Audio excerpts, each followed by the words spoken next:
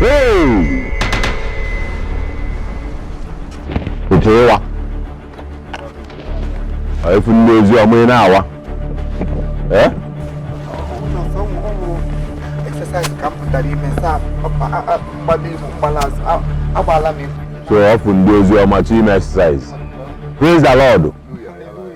Praise the Lord. Hallelujah. Ichetiria.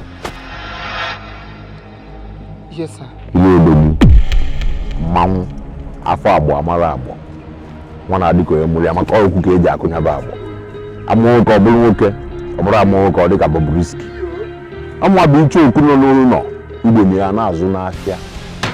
Bugam bụ nwoke ike. Mmanwụ odogwu akata aka. Ihe achị n'aka ọ na-ele. Ụkwa achị n'aka ọ na-agba kpatabata. Kezi ife mmeli gị. Uche bụ na nwoke ya ejenụ takoluzie atakolu ọkụ ya.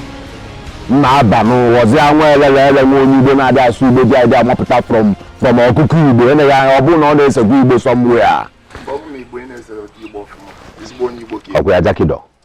Ọ ife ịchọ iwe kụwa ekwe na-akpaghalị n'obodo na-amụnye ọkụ ndị nke fa na-anyụ emumekwuo na-agwa igwe na-agwa ndị ichie ma onye ọbụla gịnị Mugambo ji wee bụrụ ekwensu Mugambo ji wee bụrụ nke nna bụrụkwa nke nna na ha etinye ya na nga ọ na-ebuche bụlata Hausa dị n'ubi ọkwa ebuche bụlata Hausa dị n'ubi ejere elu ejere ana ọkwa ụzọ ka mechara chi ọzọ ajụọ na afọ ọzọ sị na ọgirigbam echekwa m anatakwa m kedu ife mmere gị iji ekwu chọọ n'isi m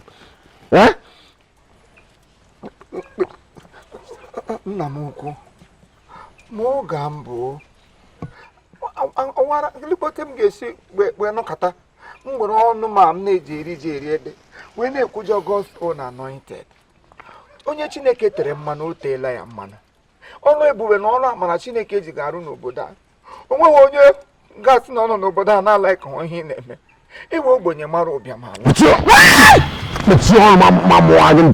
Thank you, sir. Chọ. Na-eri ka nkata. Onye ga na-eri ka nkata. Igbo ịba n'ime ọfịa bụ ekwe ịmapụta n'ile jụọ ka ndị na-ebido ihe a. Ịchọ na ya ama na mmegbu na mmadụ adịghị ya nkọ. Nke ya kpakwara n'ọkọchị ka ọ na-anya n'udu mmiri na n'ife nna agwa ya. Ị na n'ife nna agwa ya. Jakịrọ. Ka efulo.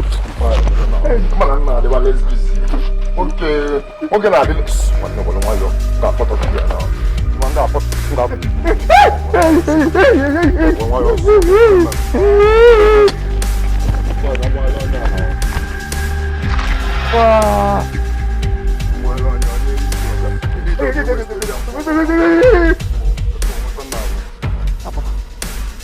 achọrọ m ịpịa ya igwe maka na ime alaiki saụndụ ya ya adachi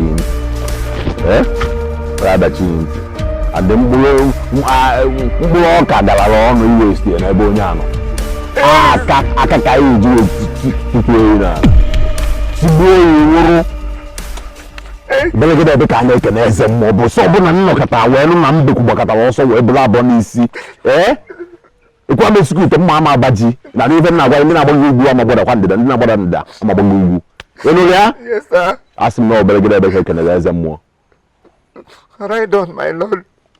Chọrọ ịnyụ nsị nsị ọ na-akpaghị nsị ọ na-akpaghị ọ na-akpagbu m mgbe m na-abịa mana ugbu a ọ lakpuola m n'ime afọ ọ na-azị akpa m. Achọrọ m ka ọ kpaba ya ọzọ baa n'ime ọfịa ozugbo ime ọfịa bụ ibe yi n'aba nyụba nsị dị a Come on. Put on your man. Jakiro kaiwa. Praise the Lord.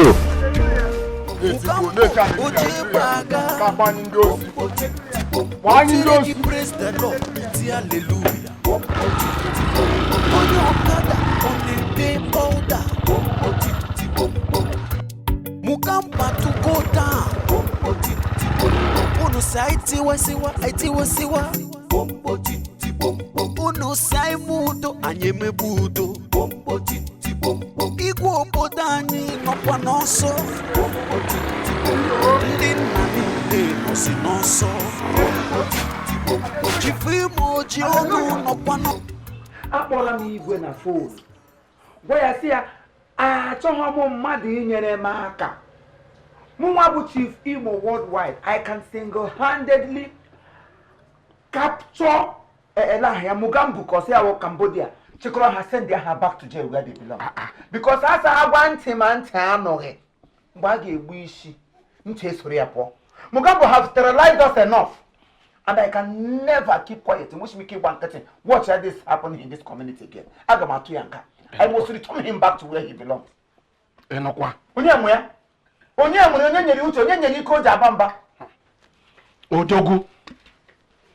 Ogboye mgbe ndị na-atọ ụtọ. Onye mwo. Gede na-echega Mugambo nka. Mana ka m jigodo na-eweli iwe. Anụrụ m ọfụma na ikwuru sị na ị ga-achọrọ Mugambo na ụmụ nke wejilaga ha na nga ọzọ. Chief Imo eweli iwe o. Olee ihe ị ga-agwa ndị uwe ojii na onye Mugambo o mere? Esomọsụ. Olee ihe ị ga-agwa ndị uwe ojii na Mugambo na ụmụ nke emere? Mụ na ga abụọ ma kamgbe Mugambo ji nọ n'obodo a ozube m nwa mbakọ ohi mbụ. Gụnwa Chief Imo mbakọ ezubere nwe ohi. Olee ihe ị ga-agwa ndị uwe ojii mbakọ Mugambo na ụmụ nke emere? Mmụọ mbakọ na-ajịghị ihe. Olee ihe ị ga-agwa ha? Sometimes I call you coward. Mpogo coward. Yadi can me mega insult. Mwa coward. Yadi can ma pare. Tine ho gina do koga worst. Your mates are becoming better, and you are becoming worse by the day. Just listen to yourself. Go don't want to know. Him ga gwandu woji Mugambo mere. What hasn't he done? Go me eli him Mugambo neme be noboda. O mbo we le be na family by family. Babu si onye obulo ozo anya atoboro shaka ị ga ma na o mego ihe. Okay, fine. But our community has been terrorized.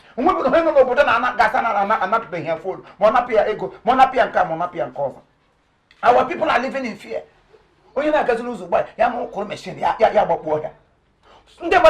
Church.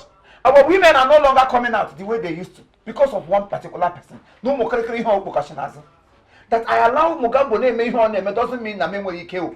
Because hot temper. If I tackle him, if I handle him on my own, and we make him mad. Yamba has not made lot. That is one Jina Bagodon Kitty. Manachonka, justice Jackia, Garo Moyoshi. I want justice. Go Jackia no, came baby by rotation because me Mugambo, he told them. Makachine came Mugambo, he told them. Who do you like that was on over that? No, they go to move. Chief Imo worldwide, the chief fascination.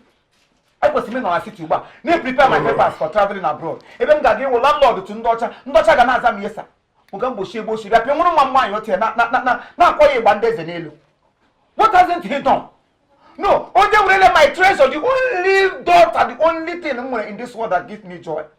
Yeah, my daughter is becoming an old woman by the day because of Banoshia. No, but is coming clean. How about Nagakotazi? Get some banqueting. But give me honey, Nigeria. So Chief Imo banqueting. In fact, you are a fool at 40. Ibola ko baka. Taga jere ta isola. Ka mgbe nke we eziokwu. Ihe ndị ichiri na-ekwu nwere ike ogada awa ọkacha. Yes. N'uche mo aka m esi ka ha buga nkịta makpuru amakpu ka ọ nọrọ onwe. Hapụ ihe ebe n'abalị ka ọ wụrụ anwụnta. Na ị ga-agwa m ndị uwe ojii Mugambo na-akwụ nwa gị injin. Onye sọ ka akwụọ ya. Yes. Ọma nwa sọ ka Mugambo kwụọ ya ka o ji na-akwụ rishie. Hapụ Mugambo. Hapụ ya ka o zuru ike ka obodo anyị na ọkwa ụtọ ọnọ. Okwuchakwala m o. Ndị nwa na Yesu Kristi nwere obi ebere ka onye ga-ezumike. Ebe. You need to rest. In fact, you need to go and rest in peace. Mwa. Because you talk like a fool. You talk like a fool. Now I have seen you. This dog. So you continue to mabu until they will kill you. Mabu, keep on mabuing.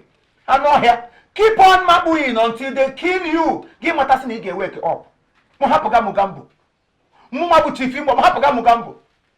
Agama happy under one condition. He must go back to prison. I will do it. Mabukamba Alach for prison. Give him on Yoshi. What an hour. I'm not Mugambo. It is I don't make him see. my own capillary,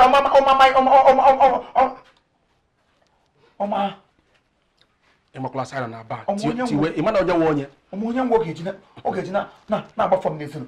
I must do it.